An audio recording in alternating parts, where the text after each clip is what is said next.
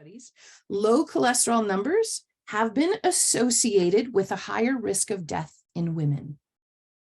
So if your cholesterol numbers are actually quite low, they're supposed to naturally rise as you age. Lower cholesterol numbers in women are associated with a higher risk of death.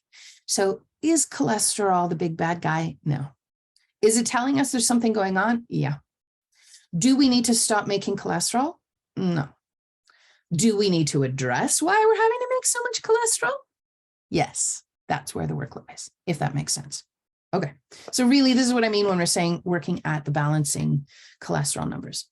So we really, when those cholesterol numbers are elevated, it's an invitation now to dig deep and figure out why your body is making these Band-Aids. We don't want to stop your body making Band-Aids. We want to stop the reason you have to make Band-Aids, right? I think of this, I used this analogy on social media the other day.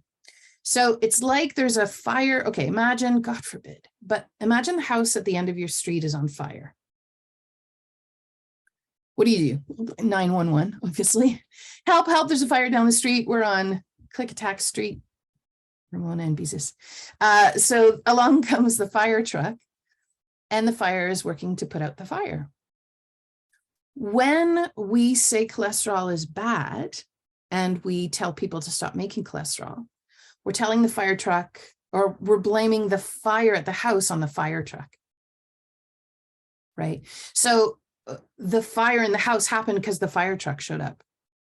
No, you called the fire truck because there was a fire in the house. Yeah, cholesterol shows up because there's a fire in the house. Cholesterol is a fire truck. So we don't want to stop the fire truck from coming because the fire is going to keep blazing and actually just raise the whole house to the ground. I don't want that for you. No. Okay. So that's the whole analogy of the fire. We want to put out the fire. We want to reduce the chance of a fire in the house so that we don't have to call the fire truck. But if the fire truck comes, thank you. You're the best. Thank you for putting out the fire. That's what we say. Yeah. So first off, this is not a binary issue. It's not black and white. Like many things in our current day and age, it is a very nuanced issue with many potential drivers, and every single person who has elevated cholesterol numbers will have different reasons behind it.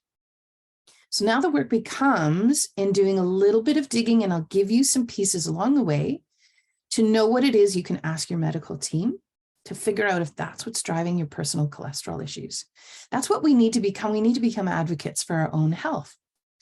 And I don't think there's anything wrong in that. I think being involved in your own health and wellness is tantamount to being human right now.